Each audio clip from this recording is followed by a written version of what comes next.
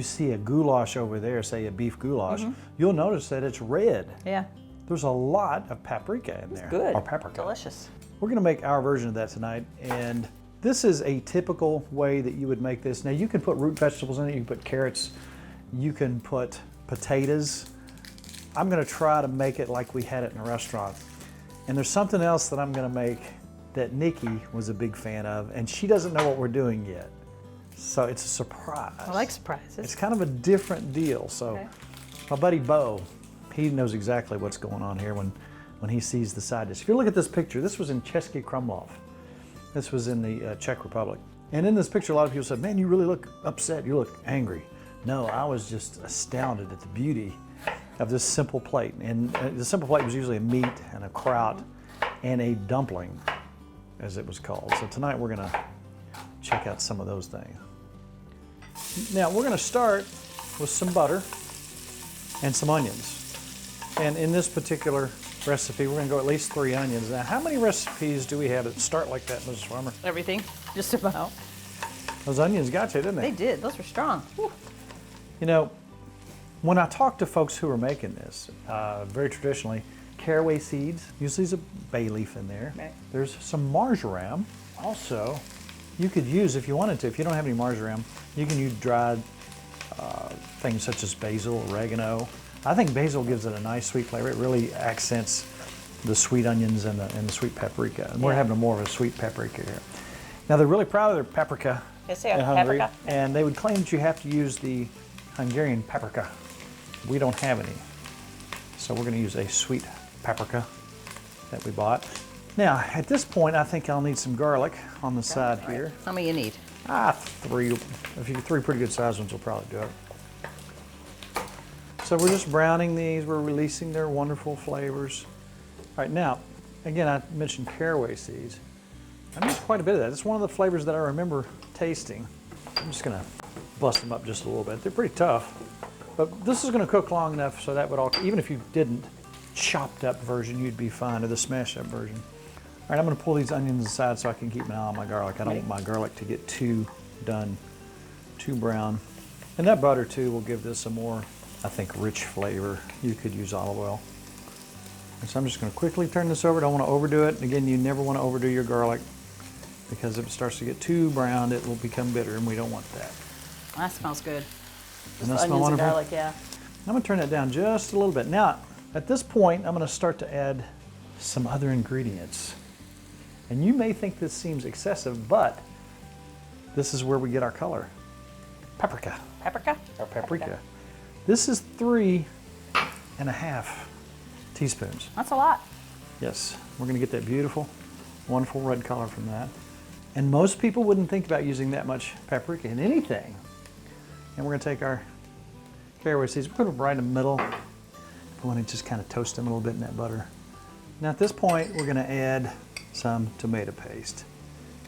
And that's a heaping teaspoon and a half, I would say.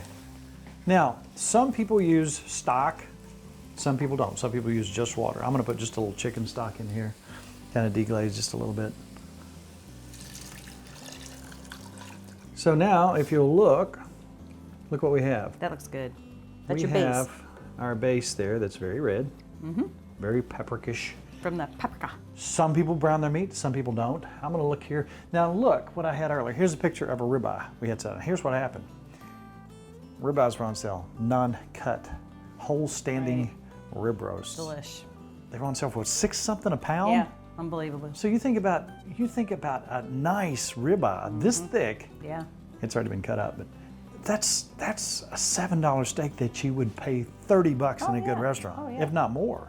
So when those go on sale, we had so many ribeye steaks that I had to do something else with it. Good idea. I mean, we ate them and ate them and ate them with Tella cherry pepper and oh. So I'm gonna take my meat, and I've got some fat in here. So I'm gonna assume that in here I'm putting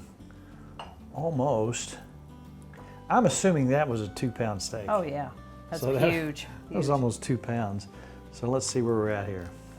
And we want enough water / stock, whatever you decide to put in yours, to cover this and cover it well. I'm gonna put a little more stock and then put some water as well. So I'm gonna get this up to a boil. I'm gonna get that fat rendering down in there. Oh, and I'm also going to put a bay leaf in there because I remember bay leaf floating around in there. I do remember that too. Now we're going to keep reducing this down, and if you get to the point where you think you need more liquid, you can put more in there. We've probably got, what, 6 cups in there? Oh yeah. Easy. And you could go 7 or 8. I always like to reduce it down and get it thicker. At this point, I'm coming in from my marjoram, and then if you don't, you can use kind of a Greek or Italian mix. Smell that. Now you want to come back with a little salt to your desire. Remember, no black pepper. No pepper. Because during the Ottoman situation, they were cut off. No black pepper. That's right. So there we are. At this point, this is really going to cook down. And towards the end, you can thicken that up. You can put a little cornstarch in there and water and thicken it up. Some people put breadcrumbs, Italian flavored breadcrumbs. So you want it kind of thick. You want it kind of thick. And as we go along, we'll taste. See if we need to add anything or take anything away. We're going to get that to a rolling boil, which we've yet to do. And then we'll take it back down and simmer it.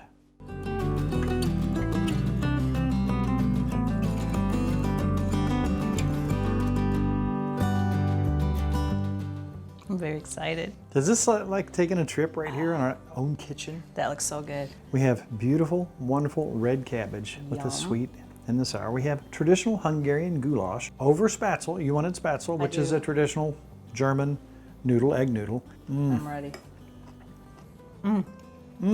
Melt in your mouth. Your meat is so tender. Oh, let me get one piece of that real quick. Really good. I like your sauce. Gotta get little noodles. Well, we got the carbs going here today. Yes, we do. Carbs are good for you. What do you think? Oh, Isn't it good? Wow, you did good. that's beyond. That's something you just don't normally do, is put that much paprika in anything. That's good. But what does it do? It opens up all your taste buds and says, well,